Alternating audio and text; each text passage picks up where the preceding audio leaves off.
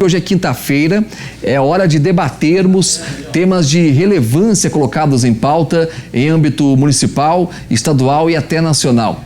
Serão duas opiniões levantadas pelos nossos debatedores para que você aí em casa possa construir a sua, e é de extrema importância, né? Hoje nós vamos falar sobre o funcionamento das escolas durante a Covid-19. Aqui em Poços de Caldas, até o momento, ela segue de forma remota. Vamos falar também sobre os impactos da pandemia na educação, um dos setores que teve a rotina fortemente afetada pela doença. Já no estúdio, eu dou boa tarde para ela. Ela é supervisora pedagógica e professora Ana Paula Ferreira. Bem-vinda e boa tarde, Ana Paula. Boa tarde, Paulo. Boa tarde a todo mundo que está nos assistindo. Muito obrigada aí pelo convite. Nós é que agradecemos. Também aqui no estúdio, ela é doutora em filosofia, Isadora Previde. Boa tarde, Isadora. Bem-vinda à edição do Plantão do Em Debate. Boa tarde, Paulo. Boa tarde, Ana Paula. Boa tarde a você que nos assiste. É uma honra estar aqui hoje. Bom, o tema é pandemia para tudo quanto é lado, né? Com a pandemia causada pelo novo coronavírus, um número expressivo de escolas no mundo teve as suas atividades presenciais suspensas. Há quase um ano, estudantes não sabem o que é frequentar as instituições de forma presencial. Aqui em Poços de Caldas, até o momento, as aulas da rede municipal, estadual e particular seguem no formato remoto. É a primeira pergunta que eu faço para as nossas debatedoras. Na opinião de vocês, as escolas aqui da cidade conseguiram atender as demandas educacionais? Eu vou começar pela Ana Paula. Qual que é a sua opinião com relação a esse tema, Ana Paula? Então, Paulo, a gente já sabia desde o princípio que o ensino remoto ele não atingiria os mesmos níveis de satisfação, de desempenho, de aprendizagem que nem o ensino presencial prevê, né? Isso é fato. E aí a gente tem, né, 5 impactos muito fortes em relação ao ensino remoto. Porque a educação formal ela é feita com base em onde, quando, por quê, quem e o que, né? Então, tudo isso foi abalado aí pelo isolamento social devido ao controle da propagação do vírus. Então, onde passou da escola para casa das pessoas, o quando passou do ano letivo, que era dentro do ano cronológico, isso se estendeu com muitas incertezas. O quem passou daquela relação que era mais profunda entre professor e aluno, e a família passou a ter um papel fundamental nessa intervenção. O porquê, né, que a educação era muito mais pautada aí dentro desse desenvolvimento global do sujeito, e no ensino remoto isso não é possível. A questão do o que, né? O que utilizar, o que ensinar, e esse o que é até engraçado a gente pensar, porque dentro das aulas presenciais, por exemplo, né? Se a gente tinha lá o professor explicando a matéria e o aluno mexendo no celular, esse aluno era às vezes convidado a guardar o aparelho. E com o ensino remoto, esse aparelho acabou sendo até como um material escolar. Muito bem. Isadora, a sua opinião com relação a esse tema? Bom, na minha opinião, a pandemia nas escolas, ela abriu, né, e expôs pra gente o pior de dois mundos. Porque de um lado nós temos crianças extremamente conectadas, que consomem a informação de modo digital com muita velocidade, de modo até irrefletido e completamente desconectada da realidade. E por outro lado, nós temos crianças que não possuem conexão, ou dividem a conexão do celular do pai ou da mãe com mais 3 ou 4 irmãos. Então isso revelou assim o pior para nós de dois mundos, e certamente, né, todos vêm perdendo muito com isso. E o que é importante frisar também é o papel do professor nesse âmbito, né, diante disso. Porque o professor, ele não recebe uma formação para lidar com a câmera, ele não tem meios de produção de um conteúdo que se torne atrativo no meio digital. Então, revelou para nós, assim, realidades muito difíceis. Muito bem, eu sigo nessa linha de raciocínio. Eu vou seguir até com a Isadora nesse tema. Precisou, por exemplo, Isadora, de uma pandemia, até para os administradores públicos entenderem que é necessário mais investimentos nas nossas escolas e principalmente na tecnologia que você citou. E tem gente que, infelizmente, não tem acesso à internet, né? Precisou disso para dar um choque de realidade nos gestores dos municípios? Paulo, o que acontece é o seguinte: a gente não pode ser, de certa forma, ingênuo e acreditar que a tecnologia vai resolver todos os nossos problemas. Mas, há uma semana atrás, o Senado Federal aprovou uma lei em que prevê uma verba aos municípios e estados que deve chegar dentro de 30 ou 60 dias, porque pelo que eu acompanhei, ainda não teve a sanção do presidente da República, para que os municípios possam, né, investir em chips ou em internet para as famílias. Mas nós não podemos ser ingênuos e acreditar que a conectividade vai resolver tudo. Não vai, porque a conectividade, ela imprime uma velocidade muito forte que não é necessariamente a velocidade da educação, do aprendizado, que ele precisa ser mais lento. O tempo de reflexão é muito importante, o tempo de contemplação, de uso da imaginação. Então, nós estamos diante de um dilema muito grande. Ana Paula, pode seguir nessa linha de raciocínio. Qual que é a sua opinião? Precisou desse choque de realidade para os gestores dos municípios? O que a pandemia fez foi escancarar uma realidade que a gente já tem no Brasil, né? Que é essa desigualdade abismal entre as classes sociais. Então, a partir do momento que a gente tem famílias que não possuem nem internet, a gente tem ali as classes médias que têm todo um suporte para oferecer a seus filhos. E às vezes, inclusive, podem pagar ali um professor particular, né, um tutor, para acompanhar esse desenvolvimento. Então, o fato de ter internet facilitaria sim, né? A gente está aí quase há um ano nesse ensino remoto. E já deveria ser política pública, né, fazer esse acesso para que as pessoas fossem mais incluídas digitalmente. Aqueles alunos que não possuem internet, a escola providencia um material impresso. Mas é diferente, né? Porque ele não vai ter, por exemplo, acesso à internet para pesquisar, para responder, para conversar com o professor, para tirar uma dúvida, para escutar do professor a explicação daquele conteúdo, para interagir com os colegas. Então, a internet seria importante, sim. Eu concordo com a Isadora, realmente. Ela não resolveria tudo, né? Precisaria de formação de professores, precisaria de um monte de outras questões importantes. Mas ela é um ponto também a ser considerado. Com certeza, foi um baita desafio, né, para os professores. Eu tenho que fazer uma homenagem mais uma vez aos professores que trabalharam muito sim no ano passado. Mas foi um trabalho de descoberta, né, de ter que ter esse acesso à tecnologia, como a Isadora citou há pouco, né, de ter que ir para frente de um vídeo, né, Ana Paula, que não é fácil às vezes. Às vezes, né, a pessoa tem uma desenvoltura na frente de um quadro ali na escola, mas no vídeo as coisas mudam. E não é só isso, a própria tecnologia. Então vocês, professoras e professores de Poços de Caldas da região, né, o nosso respeito aqui do Plantão da Tarde, e vocês trabalharam, sim, muito no ano passado. Bom, falando em ano passado, a pandemia surgiu de maneira esperada e acabou mexendo com a vida de todo mundo. Gestores e professores conseguiram se adaptar, né, a tempo para que os alunos, de certa forma, assimilassem esse conhecimento. Ana Paula, eu fiz esse desabafo aqui agora, né, porque às vezes as pessoas não sabem o que é que acontece do outro lado.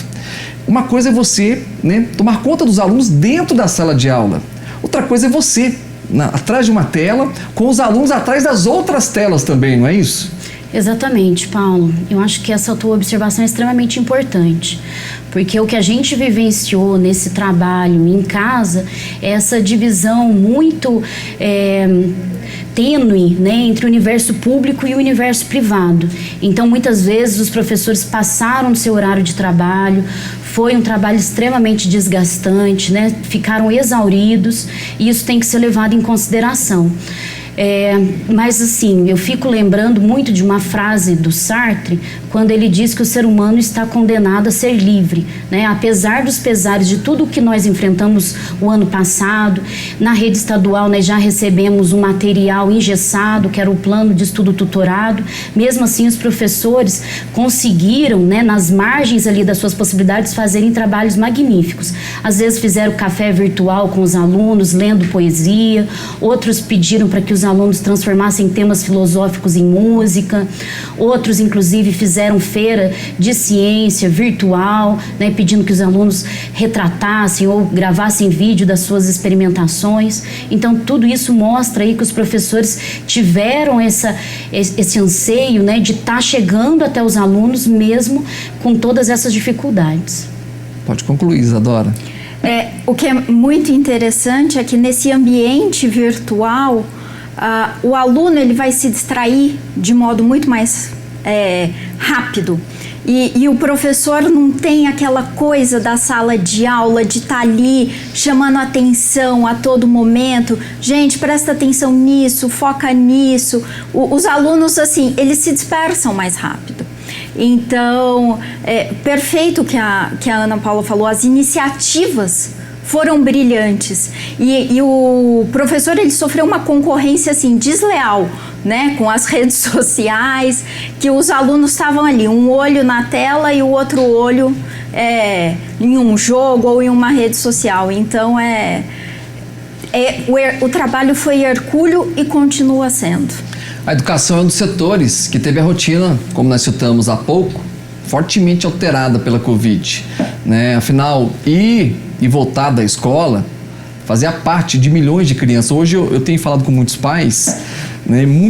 Há uma divisão muito grande ainda, né? Se volta para a escola, se não volta para a escola, tem a questão, né, até mesmo, né, questionável da qualidade do ensino dentro da sala de aula e fora da sala de aula também. Tem gente que tem mais facilidade para aprender, por exemplo, num ambiente virtual. Outros precisam ali, né, da conversa no dia a dia com o professor cara a cara. Com o fechamento das instituições de ensino no ano passado, toda a dinâmica, né, acabou mudando.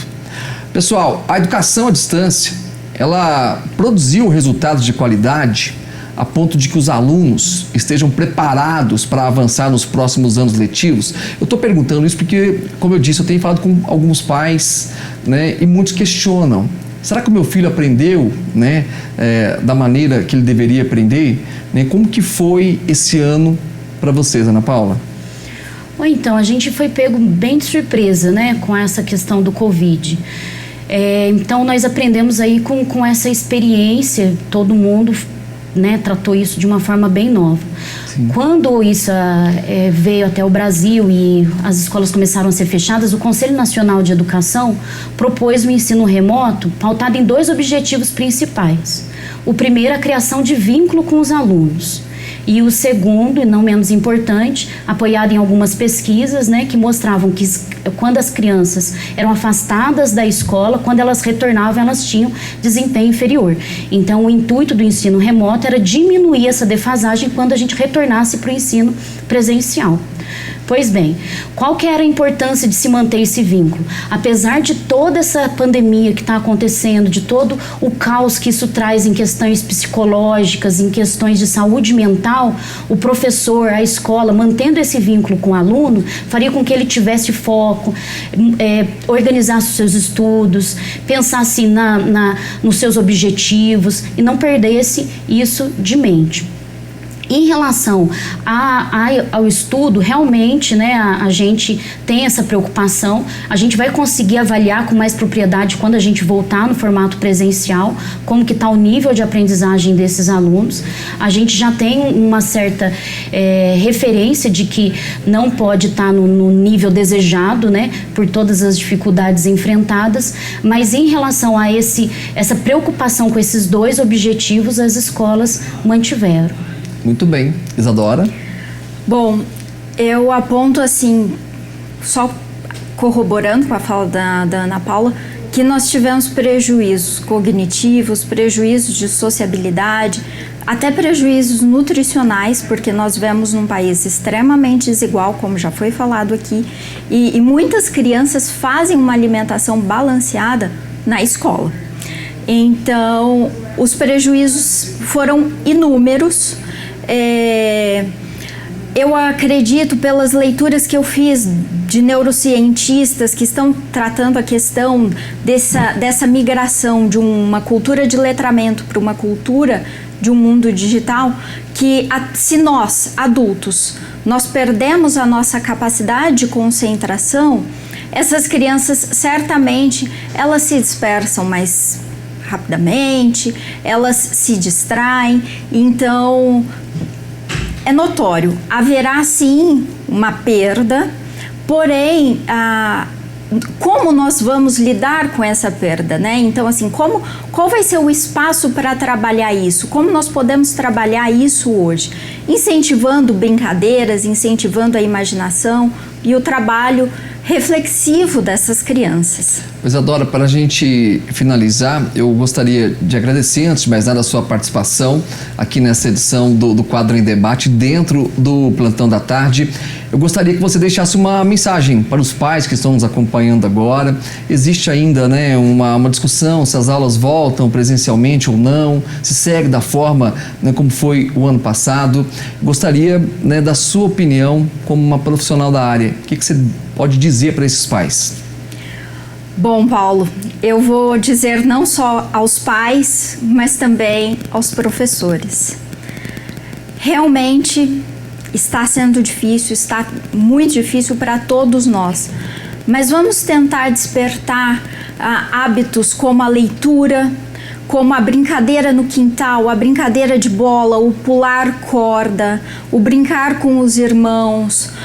Vamos tentar despertar nos alunos a capacidade imaginativa, contemplativa, reflexiva, né, por meio da leitura e da redação, para que nós, quando voltarmos, não tenhamos uma perda, né, tão grande assim.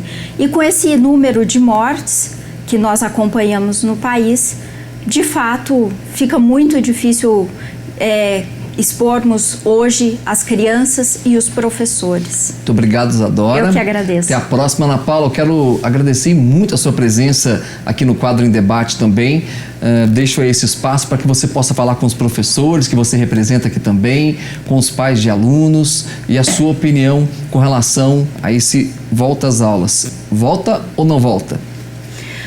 Paula, é extremamente complicado, né, pedir esse retorno de volta às aulas, porque quando a gente imagina a escola, ela é configurada com uma superlotação da sala de aula, que é um problema também já existente e que ficou mais nítido agora. Então são salas de aula com 40 alunos, com 30 alunos, e que mesmo havendo esse revezamento, né, traria aí uma série de precauções, de protocolos de segurança que a gente precisa ficar de olho. Só que a partir do momento que a gente tem esse cenário no Brasil, né, com índices recordes de morte por Covid, eu acho irresponsável haver essa abertura, né, irresponsável em se pensando em toda a população que pode ficar atingida com isso, né, porque não são só os alunos e professores e trabalhadores da educação, mas todo mundo que está no meio desse caminho, da casa do aluno até ele chegar na escola, é o transporte público, né, são as interações que eles fazem no meio desse percurso, enfim.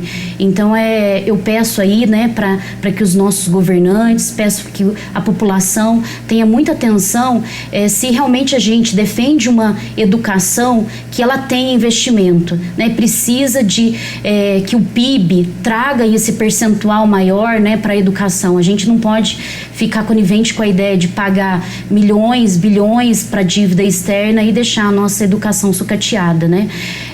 Como dizia o Darcy Ribeiro, o que a gente vive na educação não é uma crise, é um projeto. Então que a gente traga um outro projeto se a gente quer realmente uma educação laica, pública e de qualidade. Tem muitas professoras acompanhando a gente agora aqui no plantão. Muito obrigado a vocês pela audiência. Muito obrigado, Ana Paula, Isadora, que bacana. Eu espero que vocês possam voltar aqui em outra oportunidade, né, já com essa pandemia chegando ao fim, queira Deus, né, que a gente possa falar de outros temas também. Vocês acrescentaram muito hoje ao nosso programa. E eu deixo aqui, mais uma vez, a homenagem do Paulo Marcelo, do Plantão da Tarde, a todos vocês, né, professores e professoras, alunos, pais de alunos também, que têm se desdobrado, porque não está sendo fácil para ninguém, né? Pais têm que trabalhar, às vezes não tem com quem deixar os seus filhos. Tá todo mundo passando por esse momento. A gente pede foco de todos vocês e força. E professores, vocês trabalharam muito sim no ano passado.